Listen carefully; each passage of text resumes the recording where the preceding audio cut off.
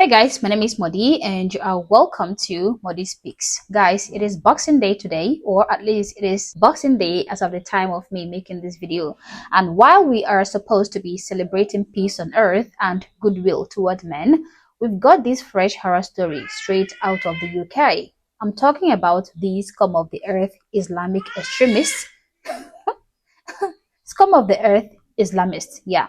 Walid Sadawi and Ammar Hussein, who got nailed for plotting what could have been the bloodiest massacre in British history. These two Tunisian imports, along with Sadawi's brother Bilal, who knew all about it and kept his mouth shut, were gearing up for an ISIS-inspired gun rampage to slaughter as many Jews and Christians as possible in Manchester. Yeah, you heard that right, guys.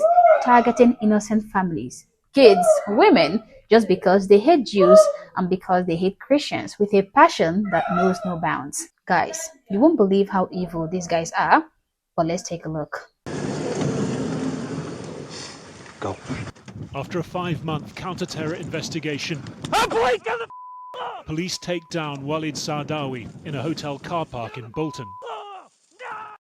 He was there to collect 2 assault rifles, a handgun and 200 rounds of ammunition from a car driven by a man he thought was a fellow extremist. That man was an undercover operative. The guns had been deactivated. Sadawi convicted today for plotting what could have become Britain's worst ever mass shooting attack, targeting Greater Manchester's Jewish community. Convicted with him, his co-conspirator Ammar Hussein, who shared Sadawi's embrace of the ideology of the so-called Islamic State, and Sadawi's brother Bilal, found guilty of knowing about the plot and failing to inform police. Greater Manchester's Chief Constable calling them extraordinarily dangerous terrorists. The scale of the offenders' hatred toward our Jewish community knew no bounds. They sought to bring slaughter to the innocent. I'm arresting you on suspicion of being a terrorist. This was the moment Bilal Sadawi was arrested shortly after his brother in May 2024. Your right hand side, if you look. Yeah. That's the camera there. Where is it? Right in front of you, and that hat. Oh, yeah. Okay. Yeah, What none of the men knew then was just how much of what they'd said and done in the preceding months had also been recorded. It began with a Facebook friend request in December 2023 from a man known to the court as Farouk to one of 10 accounts created by Walid Sadawi under false names. Sadawi had attracted attention by praising jihad and Islamic State, saying he wanted to break his thirst with Jewish and Christian blood. Farouk was the undercover operative, pretending to be based in Belgium. The fake profile he contacted bore the image of Abdelhamid Abaoud, the man who led the 2015 attacks in Paris that killed 130 people.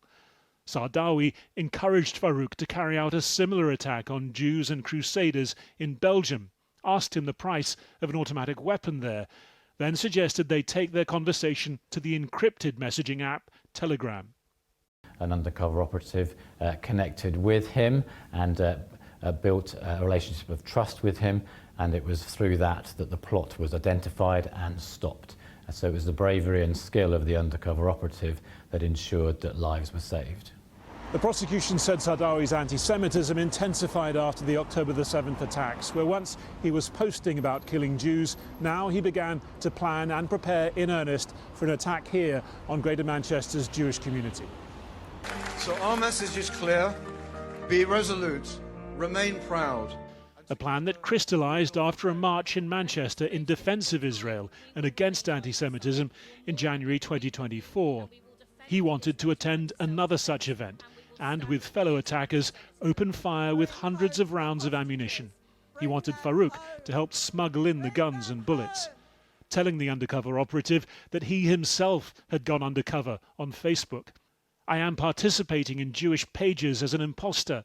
I see their gatherings and their marches, he wrote.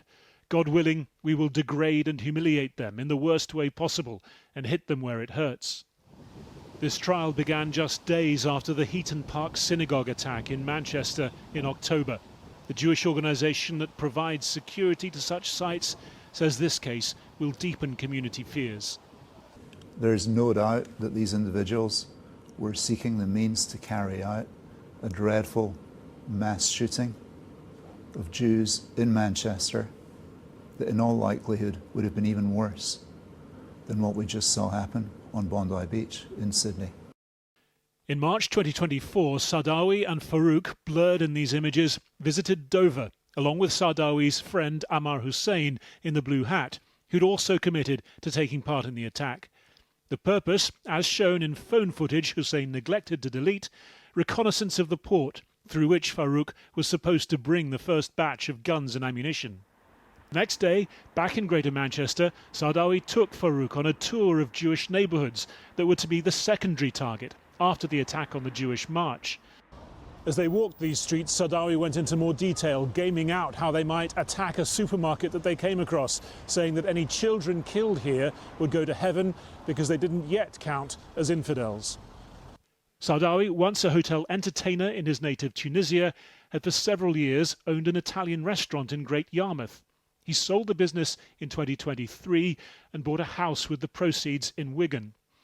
Late that year, he began drawing down the rest of his savings, stashing more than £70,000 in a secret safe in an outhouse to secure it for his family once he'd become, in his words, a martyr, even leaving a will at his brother Bilal's house. Bilal was shown in court working out in a video accompanied by a devotional song or nasheed associated with Islamic State.